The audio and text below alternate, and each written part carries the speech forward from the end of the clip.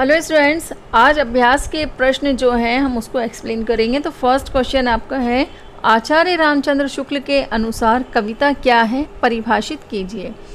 Students, इसका right answer है, जिस प्रकार आत्मा की मुक्त अवस्था ज्ञान दशा कहलाती है, उसी प्रकार हृदय की मुक्त अवस्था रस दशा कहलाती है। हृदय की इसी मुक्ति की साधना के लिए मनुष्य की वाणी जो शब्द विधान करती आई है, उसे कविता कहते हैं। ये परिभाषा आचार्य रामचंद्र शुक्ल ने दी है। कबीरदास जी के जो हमने आपको अभ्यास प्रश्न दिए हैं, इसका क्वेश्चन नंबर 2 आपका जो है, कबीरदास जी को वाणी का डिक्टेटर किसने कहा है और क्यों कहा है।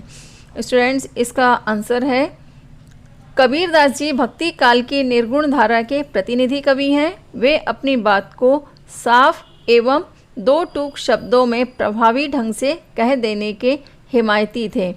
उनके लिए कहा जाता है, बन पड़े तो सीधे सीधे, नहीं तो दरेरा देकर।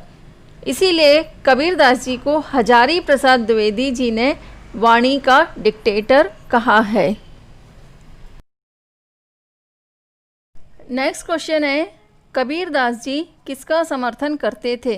इसका आंसर है, कबीरदास जी प्रेम, सद्भाव और समानता का समर्थन करते थे। नेक्स्ट क्वेश्चन है, कबीरदास जी ने किस पद में और किस पर प्रहार किया है। इसका आंसर है, कबीरदास जी ने दूसरे पद में बाहरी आडंबरों पर प्रहार किया है। बाहरी आडंबरों का यहाँ पर अर्थ है जो पत्थरों की पूजा करते हैं या किसी मूर्ति पूजा में विश्वास करते हैं, इस पर इन्होंने प्रहार किया है। क्योंकि कबीरदास जी कहते हैं निर्गुण ब्रह्म की पूजा में ज़्यादा विश्वास रखते हैं और वे किसी इंसान की, किसी मनुष्य की भलाई, उसकी मदद करने में विश्वास रखते हैं। इसलिए उनके लिए किसी तरह की पूजा पाठ से ज़्यादा बेहतर है कि किसी मनुष्य की सेवा की जाए, उसकी मदद की जाए। तो इसका आंसर बस इतना ही लिखेंगे, कबीरदास जी ने दूसरे पद में बाहरी आडंबरों पर प्रहार किया है। नेक्स्ट क्वेश्चन है, कबीरदास जी द्वारा रचित दोनों पद किस रचना से लिए गए हैं।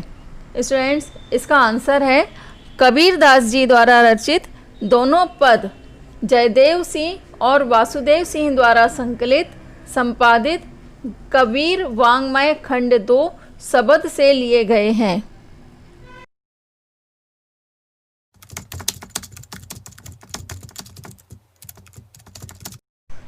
नेक्स्ट क्वेश्चन है, कबीरदास जी की प्रमुख रचना का नाम लिखिए और उसमें किस किस रचना का संकलन समाहित है। स्टूडेंट, इसका राइट आंसर है, कबीरदास जी की प्रमुख रचना का नाम बीजक है, जिसमें साखी, सबद और रमैनी संकलित हैं। नेक्स्ट क्वेश्चन है, गजानन माधव मुक्तिबोध के अनुसार काव्य की परिभाषा लिखिए। स्टूडेंट, इसका आंसर इस तरह से लिखेंगे, गजानन माधव मुक्तिबोध के अनुसार काव्य की परिभाषा इस प्रकार है, जगत जीवन के संवेदनात्मक ज्ञान और ज्ञानात्मक संवेदना में कमाई हुई मार्मिक आलोचना दृष्टि के बिना कवि कर्म अधूरा है। यही है काव्य की परिभाषा। नेक्स्ट क्वेश्चन है, कबीरदास जी का जन्म कब और कहाँ हुआ था। इसका आंसर है, कबीरदास जी का जन्म सन 1398 ईस्वी में वाराणसी के पास लहरतारा उत्तर प्रदेश में हुआ था। नेक्स्ट क्वेश्चन है, मैं कहता हूँ आँखें देखी, तू कहता कागद की लेखी। पंक्ति का भाव स्पष्ट कीजिए।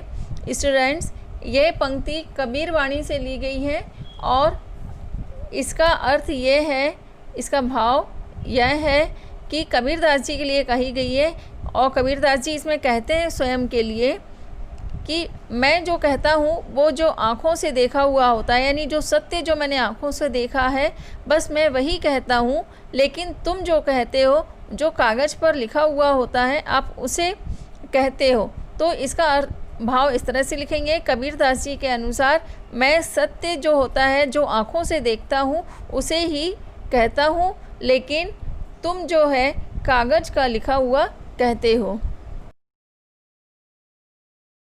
नेक्स्ट है, मसी कागज़ छुयो नहीं, कलम गही नहीं हाथ। पंक्ति का अर्थ समझाकर लिखिए। इसके लिए कहा गया है कि कबीरदास जी के विधिवत साक्षर होने का कोई प्रमाण नहीं मिलता, अर्थात उन्होंने कहीं पर औपचारिक शिक्षा ग्रहण की हो इसका कहीं पर कोई प्रमाण नहीं है। लेकिन उनकी ये पंक्ति मसी कागज़ छुयो नहीं, कलम गही नहीं हाथ, ये पंक्ति इसका प्रमाण देती है। अर्थात इसका अर्थ ये है कि मैंने कभी भी कागज़ और कलम कभी भी अपने हाथ नहीं लगाई है। जो भी ज्ञान प्राप्त किया है देशाटन और सत्संग से ही प्राप्त किया है।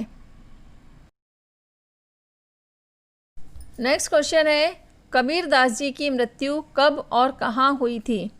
स्टूडेंट्स, इसका आंसर है कबीरदास जी की मृत्यु सन 1518 में बस्ती के निकट मंगहर में हुई थी।